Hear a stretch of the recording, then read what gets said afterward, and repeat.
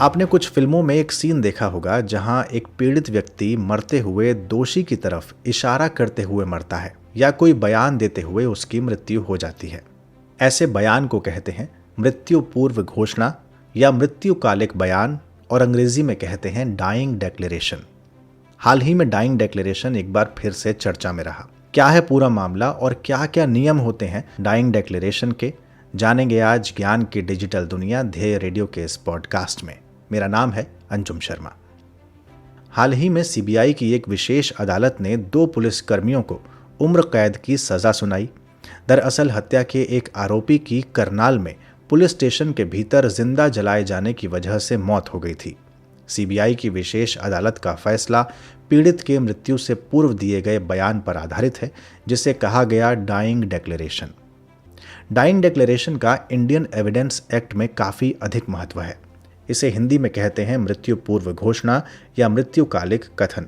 कथन जो मरने से पहले दिया गया हो। इंडियन एविडेंस एक्ट के तहत इसका पूरा वर्णन किया गया है। कहा गया है ऐसा कोई भी कथन जो मृत्युकालिक होगा यानी मरने से पूर्व दिया जाएगा, उसे अंतिम सत्य माना जाएगा। ऐसा इसलिए क्योंकि व्यक्ति जब अपने अंतिम समय में होता है तो वो अपने सृजनकर्ता से मिलने वाला होता है, यानी व्यक्ति अपने ईश्वर से मिलने वाला होता है। तो ऐसा माना जाता है कि इस समय वो अपने मुंह से झूठा बयान नहीं देगा, यानी वो झूठ लेकर मृत्यु को प्राप्त नहीं होगा। उसके भीतर संसार का अब कोई मोह नहीं है। ऐसे में उसका बयान सुसंगत माना जाएगा। डाइंग डिक्लेरेशन इसी विचार पर आधारित है। आपको बता दें कि मृत्यु पूर्व घोषणा में आमतौर पर यह देखा जाता है कि क्या पीड़ित अपराध का इकलौता आई विटनेस है या नहीं, और उसकी मानसिक हालत यानी मनोदशा ठीक है या नहीं।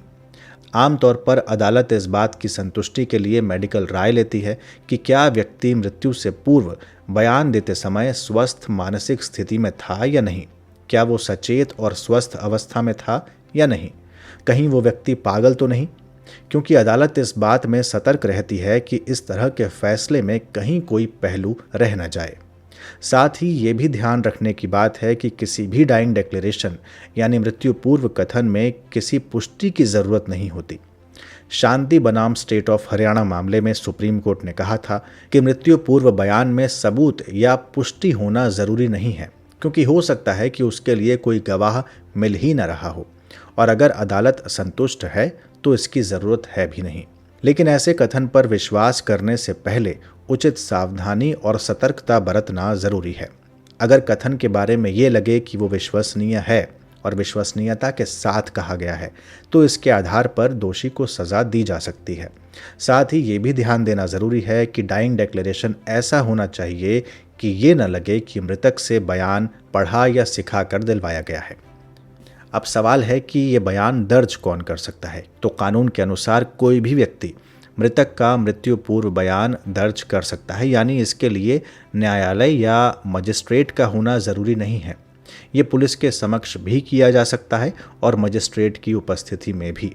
अगर मजिस्ट्रेट की उपस्थिति में किया जाता है तो यह ज़्यादा विश्वसनीय माना जाता है। साथ ही ये भी जानना ज़रूरी है कि ये कथन इशारों में भी समझाया जा सकता है, बशर्ते वो इशारा ग्राह्य हो यानी समझ में आ रहा हो। यहाँ सवाल ये भी है कि डाइंग डिक्लेरेशन यानी मृत्यु पूर्व कथन देने वाला व्यक्ति यदि जीवित बच जाए तो उस परिस्थिति में क्या होगा। तो आपको बता दें कि ऐसे में यदि बयान देने वाला व्यक्ति जीवित रह जाता है तो उसका डाइंग डिक्लेरेशन मान्य नहीं होगा। वो केवल ऐसा कथन माना जाएगा जिसे जांच में उपयोग किया जा सके। जीवित बचने के बाद व्यक्ति को कटघरे में आकर ही बयान देना होगा। यानी इस पूरे मामले में काफ़ी सतर्कता बरती जाती है और भारतीय साक्ष्य अधिनियम इंडियन एविडेंस एक्ट 1872 की धारा 32(1) का सहारा लिया जाता है, जिसमें मृत्यु पूर्व घोषणा यानी मृत्युकालिक बयान या डाइंग डिक्लेरेशन का पूरा वर्णन दिया गया है। तो ये थी जानकारी डाइंग डिक्लेरेशन के बारे में। आपको ये जानकारी कैसी लगी? क्या ये जानकारी आपके लिए नई थी या आप इसके बारे में पहले से जानते थे? हमें कमेंट बॉक्स में ज़रूर बताएं। ये तमाम पॉडकास्ट आप ध्येय IAS की वेबसाइट पर भी सुन सकते हैं। अगले पॉडकास्ट के साथ जल्द हाजिर होंगे। इजाज़त दीजिए। नमस्कार।